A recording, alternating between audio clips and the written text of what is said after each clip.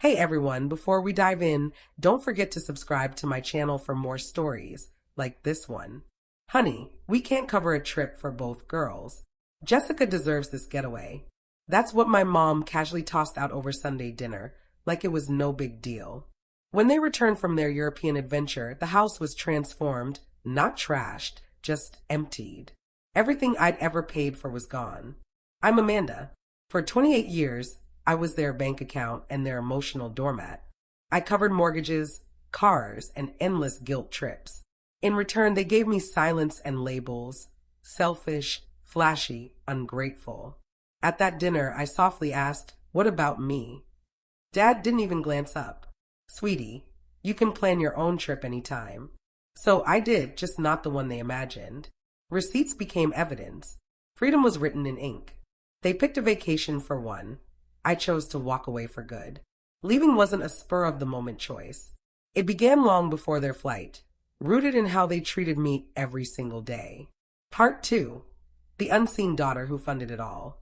Jessica was always the star, vibrant, spontaneous, commanding attention. I was the quiet one, the dependable fallback. When her car broke down, I bought a new one. When Dad's hours were cut, I paid the mortgage. When Mom wanted new decor, I covered the cost just this once. That once stretched over a decade. Since I was 20, I sent $800 monthly. They called it family support. I called it survival because their love always came with a price tag. When I finally splurged on a car for myself, Mom raised an eyebrow. "Is something that nice really necessary?" When I got my own place, Dad sighed. "You're leaving us behind, Amanda."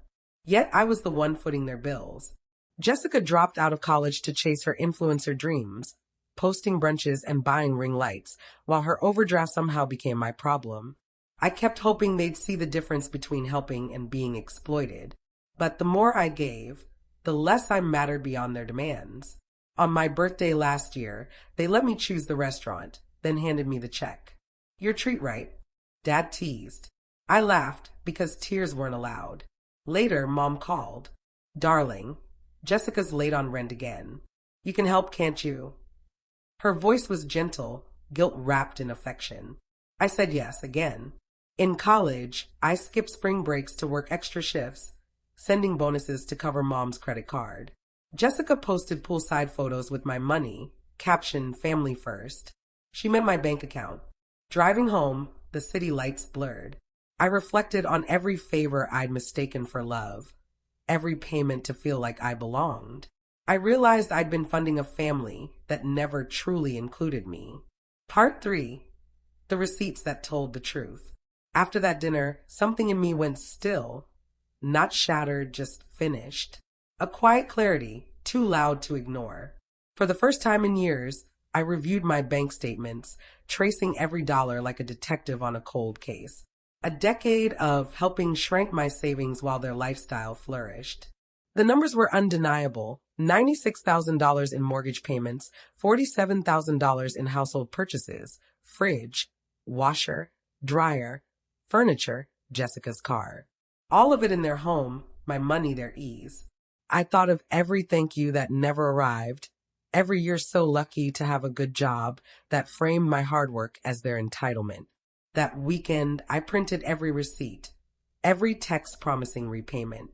I organized folders color-coded, labeled, ready if they ever challenged what I'd given. I needed proof my generosity wasn't a myth. Then I met a lawyer. She scanned my records, eyebrows raised. "Most people don't track like this," she said. "I learned to document when love came with conditions," I replied. She gave a sad smile. "Then you know your value." She explained that legally, anything I paid for remained mine unless ownership was transferred in writing. That truth felt like air after years underwater. I left her office lighter, not joyful, but clear. I'd always thought leaving was betrayal. Now I saw staying had betrayed me. I started browsing apartments in Denver, a city I'd always adored but never dared claim. The mountains, the fresh air, it felt like a life I could finally deserve. At night, I'd sit by my window, the skyline glowing against the glass. My laptop showed rental listings, each one a quiet act of defiance. Among tabs for movers and quotes, I created a folder, My Future. For once, I wasn't saving proof, I was saving dreams. At work, I requested remote status. My boss didn't hesitate. You've earned it, Amanda. That felt more like love than anything my parents had said in years. I stopped replying to family texts instantly, paused before agreeing to favors. Each pause reclaimed a piece of me I hadn't known was leased out. I began to picture a life where my money and peace were mine. When their Europe trip confirmation hit the family chat, I smiled. The day they flew out, I stopped being their safety net. Part 4, the house she cleared out. 3 suitcases, 1 oversized bag, and a promise to FaceTime from Paris. Mom kissed my cheek like it was a favor. Water the plants, dear, she said. Jessica grinned from the car. Don't miss us too much. Their laughter faded as they drove off. I stood in the driveway, breathing air that felt sharper mine. By 9 a.m., I made the call. Hi, this is Amanda Mitchell. I'd like to arrange a pickup for tomorrow.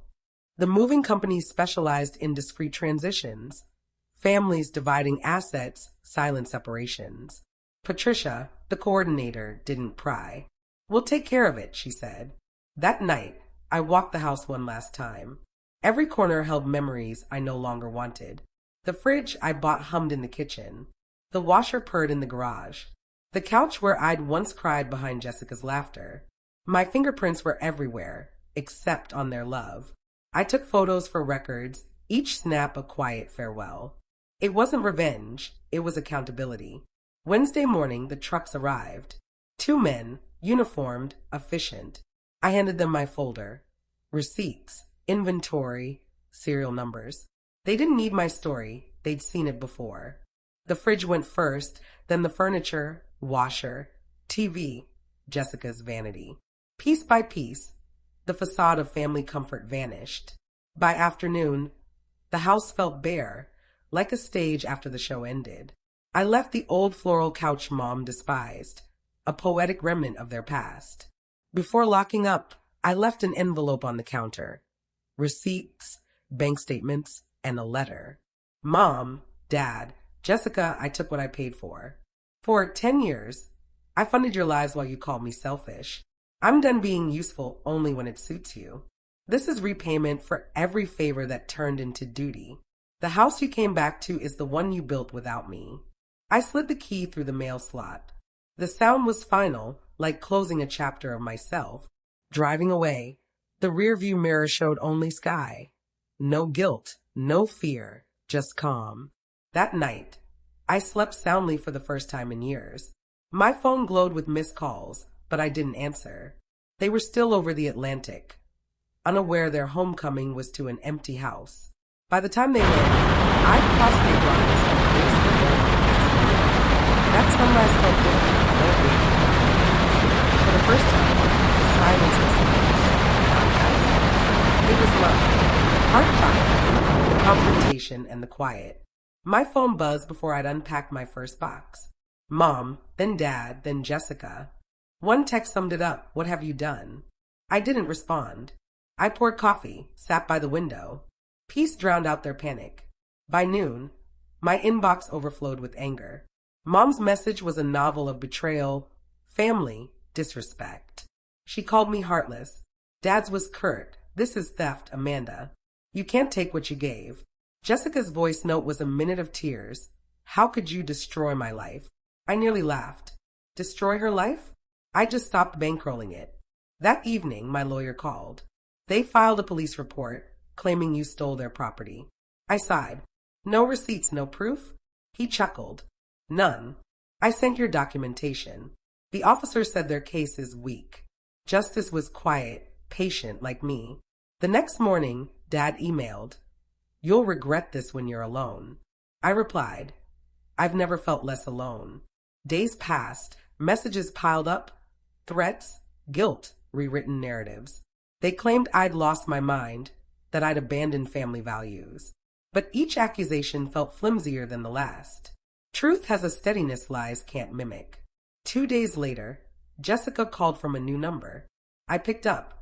Her voice was faint. Amanda, please. We came home to nothing. I left what was yours and took what was mine, I said. I can't work without my setup, she murmured. Then build your own. Like I did, I replied. She tried again. Mom's been crying for days. Be reasonable. Reasonable was a decade, I said. This is fairness. Silence lingered. Then a sniff. Do you hate me? I don't, I said. I just stopped paying for you.